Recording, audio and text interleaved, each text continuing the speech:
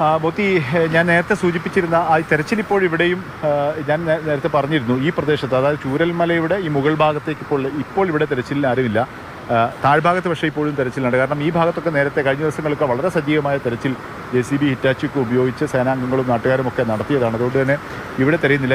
ഇവിടെ നിന്നും ഒഴുകി താഴ്ഭാഗത്തേക്ക് പോയ കൂറ്റൻ കല്ലുകളുള്ള ഭാഗത്ത് ഒരു പക്ഷേ ഉണ്ടാവുമെന്ന് അവർ ഇപ്പോഴും അന്വേഷിച്ചുകൊണ്ട്. ഞാൻ നേരത്തെ സൂചിപ്പിച്ചതുപോലെ രണ്ട് പുഴകൾ ഒരുമിക്കുന്ന ഒരു ദൃശ്യം നമുക്ക് കുറച്ചുകൂടി ഈ ഭാഗത്തേക്ക് ഇപ്പോൾ നമുക്ക് കാണാൻ കഴിയും. കാരണം ഒരു ഭാഗത്ത് തെളിഞ്ഞ വെള്ളം, ഇപ്പുറത്ത് കലങ്ങി വരഞ്ഞ വെള്ളവും ഒഴുകുന്നു. അതായത് ഈ പുഴയുടെ രണ്ട് കൈവഴികളായിരുന്ന സ്ഥലത്ത് ഒരു ഭാഗത്ത് ഇപ്പോഴും ഒരു തരത്തിലുള്ള നാശനഷ്ടവും ഉണ്ടായിട്ടില്ല, ഉരുൾപൊട്ടലും ഉണ്ടായിട്ടില്ല എന്നുള്ളത്. പക്ഷേ ആ തെളിഞ്ഞ വെള്ളം ഒഴുകുന്ന ഈ പുഴയുടെ കരയിലുള്ള വീടുകൾ ഈ ഭാഗത്ത് പൂർണ്ണമായും പോയിട്ടുണ്ട് എന്നുള്ളത് അതാണ് ഒരു യാഥാർത്ഥ്യം. അതായത് ഈ ഉരുൾപൊട്ടലില്ലാത്ത ഭാഗത്ത് അല്ലെങ്കിൽ ആ ഭാഗത്തൂടെ വരുന്ന പുഴയിൽ ഉരുൾപൊട്ടൽ അനുഭവിച്ചിട്ടില്ലെങ്കിൽ കൂടി ഇപ്പുറത്തുണ്ടായ ഉരുൾപൊട്ടലിൻ്റെ വലിയ ആഘാതത്തിൽ വലിയ തോതിലുള്ള വെള്ളം ഈ ഭാഗത്തേക്ക് മറുഭാഗത്തേക്ക് കൂടി വന്നു. അങ്ങനെയാണ് ഈ ഭാഗത്തുള്ള പൂർണ്ണമായും വീടുകളൊക്കെ നശിച്ചു പോയിരിക്കുന്നത്. ഈ രണ്ട് പുഴകളും, കലങ്ങിയ പുഴയും ഇപ്പോഴും തെളിഞ്ഞ വെള്ളം ഒഴുകുന്ന പുഴയും ഇപ്പോഴും നമുക്ക് കാണാൻ കഴിയും. തൊട്ട് മുകളിലായി നമ്മൾ പോയപ്പോൾ ഈ ഭാഗത്തൊക്കെ റോഡുണ്ടായിരുന്നു. ഈ റോഡൊക്കെ പൂർണ്ണമായി തകർന്നിട്ടുണ്ട്. തൊട്ട്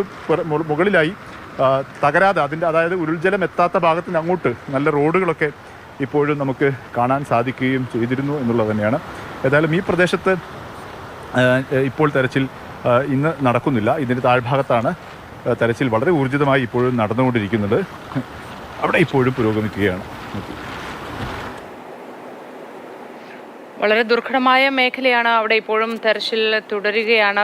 ഇപ്പോൾ ഷഹീദ് നിൽക്കുന്ന മേഖലയിൽ തെരച്ചിലിനായിട്ടുള്ള ആരും എത്തിയിട്ടില്ല എന്നാണ് ഷഹീദ് പറയുന്നത്. പക്ഷേ ആ മേഖലയിൽ നിന്ന് മാറി ഇപ്പോഴും തെരച്ചിൽ കാര്യക്ഷമമായി തന്നെ തുടരുന്നുണ്ട്.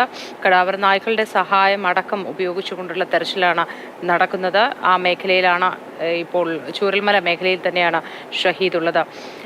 ഷഹീദ്, ഇന്നിപ്പോൾ 8ാം ദിനമായി, ഇനിയും ഏറെ പേരെ കണ്ടെത്താനുണ്ട്.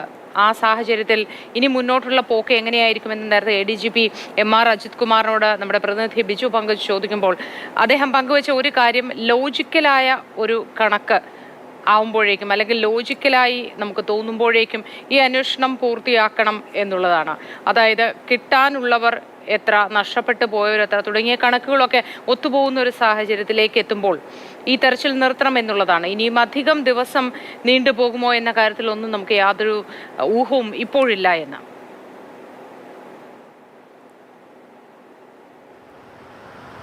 തീർച്ചയായും മൂത്തി, രണ്ട് കാര്യങ്ങൾ ഈ കിട്ടാനുള്ളവരെ കുറിച്ച് പറയുമ്പോൾ നമുക്ക് പരിഗണിക്കേണ്ടി വരും. ഒന്ന്, ഈ നമ്മുടെ ഉറ്റവർ കേരളത്തിൻ്റെ തന്നെ പ്രിയപ്പെട്ട സഹോദരങ്ങൾ, മനുഷ്യരായ ആളുകളൊക്കെ അവർ ആ ദുരന്തത്തിലുള്ള ഇരകളായ ആളുകളെ ചേർത്ത് പിടിക്കുന്നതാണ്. അങ്ങനെ നമ്മുടെ സഹോദരങ്ങളെയാണ് ഇനി കിട്ടാനുള്ളത്, ലഭിക്കാനുള്ളത്. അവരുടെ ശരീരങ്ങളെങ്കിലും ലഭിക്കേണ്ടതുണ്ട്. അതിൻ്റെ വലിയൊരു ആഗ്രഹം നമുക്ക് എല്ലാവർക്കുമുണ്ട്. അവരുടെ ഉറ്റവരും പ്രിയപ്പെട്ടവരുമായ ബന്ധുക്കൾക്ക് അതിനേക്കാൾ വലിയ ആഗ്രഹം അല്ലെങ്കിൽ ആ ഒരു ആശ്വാസമാകുന്ന സാഹചര്യമുണ്ട്. അങ്ങനെ ഒരു ആവശ്യം അവരുടെ ഭാഗത്ത് നിന്നുണ്ട്, നമ്മുടെയൊക്കെ ഭാഗത്ത് നിന്ന്, കേരളത്തിൻ്റെ പൊതുസമൂഹത്തിൻ്റെയൊക്കെ ഭാഗത്ത് നിന്നുണ്ട്. മരിച്ചവരെ അല്ലെങ്കിൽ കാണാതായവരെ കണ്ടെത്തേണ്ടതുണ്ട്. പക്ഷേ നമുക്കിപ്പോൾ ആ ദൃശ്യങ്ങളിൽ കാണുന്ന വളരെ ദുർഘടമായ ഈ ഭൂപ്രകൃതി ഉണ്ടല്ലോ, ഇവിടുത്തെ വളരെ പാറക്കല്ലുകളും ചളിയുമൊക്കെ നിറഞ്ഞ നമുക്കിപ്പോൾ ഈ ദൃശ്യങ്ങളിൽ കാണാൻ കഴിയുന്നുണ്ട്. നമ്മളെ തൊട്ടടുത്ത് ഇതിങ്ങനെ കിടക്കുന്നുണ്ട്.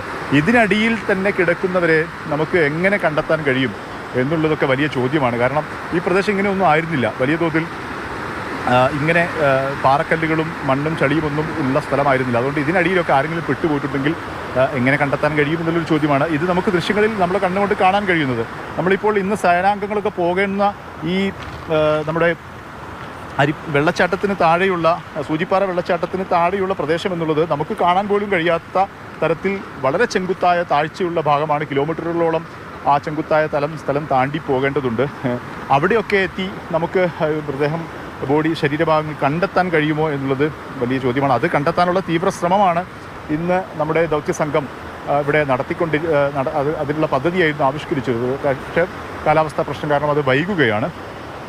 അങ്ങനെ മനുഷ്യസാധ്യമായതൊക്കെ നമുക്ക് ചെയ്യുക എന്നുള്ളതാണ്. മനുഷ്യരുടെ അധ്വാനവും ആ മനുഷ്യരുടെ ബുദ്ധിശക്തിയും ഉപകരണങ്ങളുടെയും യന്ത്രങ്ങളുടെയും സഹായവും ഒക്കെ കൂടി നമുക്ക് ആധുനിക സമൂഹത്തിന് ചെയ്യാൻ കഴിയുന്ന രീതിയിലുള്ള സാധ്യമായ കാര്യങ്ങളൊക്കെ ഈ സഹോദരങ്ങളുടെ ശരീരം കണ്ടെടുക്കാൻ വേണ്ടി ചെയ്യുക എന്നുള്ളതാണ് ലോജിക്കൽ കൺക്ലൂഷൻ എന്ന് ADGP ഉദ്ദേശിച്ചതുകൊണ്ട് ഞാൻ മനസ്സിലാക്കുന്നത്. ഒപ്പം തന്നെ ആ ശ്രമവും നമ്മുടെ ഈ മൃതദേഹങ്ങൾ കണ്ടെത്താൻ വേണ്ടിയുള്ള ആഗ്രഹവും അത് രണ്ടും ഒരുപക്ഷെ ഇനി തെരഞ്ഞിട്ട് എത്ര കാലം കണ്ടെത്താൻ കഴിയുമോ എന്ന് എല്ലാവർക്കും തോന്നുന്ന ഒരു സമയം വരെയെങ്കിലും ഈ തിരച്ചിൽ നടത്തേണ്ട സാഹചര്യം ഉണ്ട് എന്നുള്ളത് തന്നെയാണ്. അതിനുള്ള ഒരു തീരുമാനം തന്നെയാണ് ഇപ്പോൾ സർക്കാരിൻ്റെ ഭാഗത്തു നിന്നും ഉള്ളത് എന്നുള്ളത് തന്നെയാണ്. തിരച്ചിൽ നടത്തുക എന്നുള്ളത് അതീവ ദുഷ്കരമായ ഒരു പ്രയാസകരമായ കഴിഞ്ഞ ദിവസങ്ങളിലൊക്കെ നമ്മളത് കണ്ടതാണ്.